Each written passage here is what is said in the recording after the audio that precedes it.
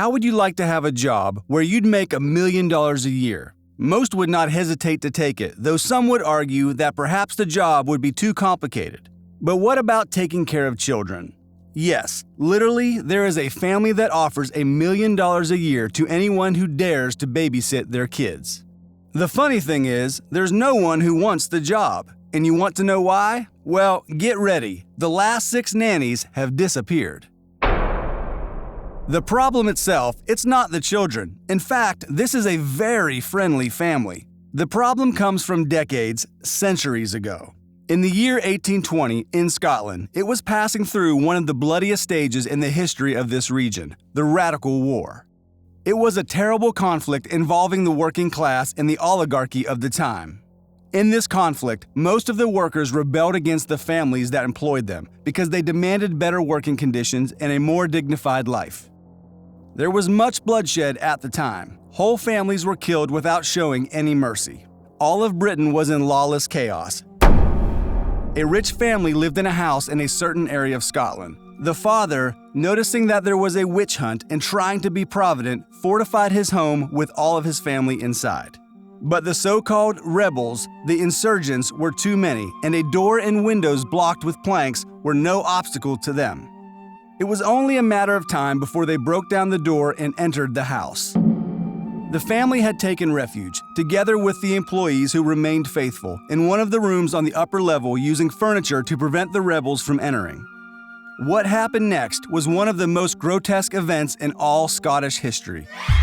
No one knows exactly if it was caused by the stress of the situation, if it was the only halfway pious way out, or if it was the work of something much more evil and dark, something outside the physical world. The father poisoned the employees who took refuge with them. He hanged to death his 3 children who were not even 10 years old. Then he went to get his wife, who was in shock in the corner of the room. He killed her with a heavy blow to the head with the butt of his gun, splashing her brains on the wall. Finally, the father placed the barrel of the gun in his temple and pulled the trigger. When the rebels managed to get in, they were met with this terrible scene. Some say that such was the horror that their desire for blood was extinguished and that they preferred to get as far away from there as possible, so that the bodies remained for several days without being buried, decomposing. Finally, the house was abandoned for many years, or at least partially. Those who lived relatively close to the property began to see strange activity by mysterious people inside the house. Everything indicated that the house was being used as a venue for satanic rites of all kinds. Nothing was ever done about it, perhaps because the authorities were so afraid that they preferred simply to let it go and ignore it. From time to time, when someone managed to enter, he would return almost immediately, overcome by panic, saying that it was possible to hear macabre laughter, agonizing screams, footsteps, whispers, and even that one could see ghostly corpses strewn across the floor of the entire building. These stories ended up scaring away the few who were brave enough to go inside the house. Years passed, and the massacre was slowly forgotten. It was all just a vague rumor from word of mouth and generation to generation. Until 2007, when a London couple moved to that area of Scotland and bought the house where the massacre took place, which was then owned by the state. They have been living happily in it for 13 years. For some reason, whatever lives inside the house with them seems to not want to hurt them, but that does not happen with visitors. 6 years passed before they had their first child, and a few years later, they needed to hire a nanny.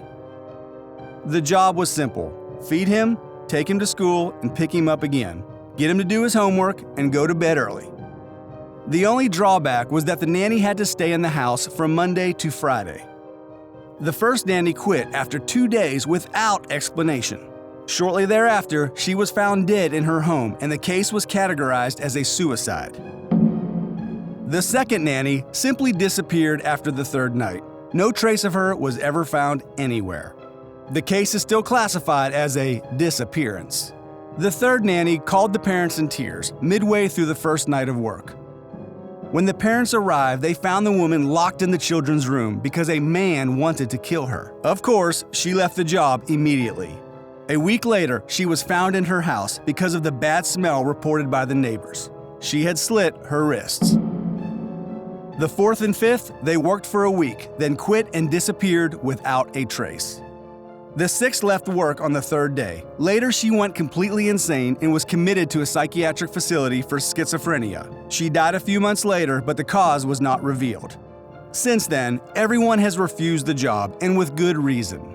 The family, whose parents must work and need the nanny at all cost, have been raising the price of work to the bizarre sum of $1 million. But no one has accepted it yet. There are experts who say that the people who live in the house do not want anyone outside the family to come near them, since they feed on the love of individuals and do not want their sustenance to be contaminated. Would you accept the job? Creepy, right? But if you thought that was all, it's because you haven't seen some attacks that took place in real life by monsters. In this video, we'll tell you all about it.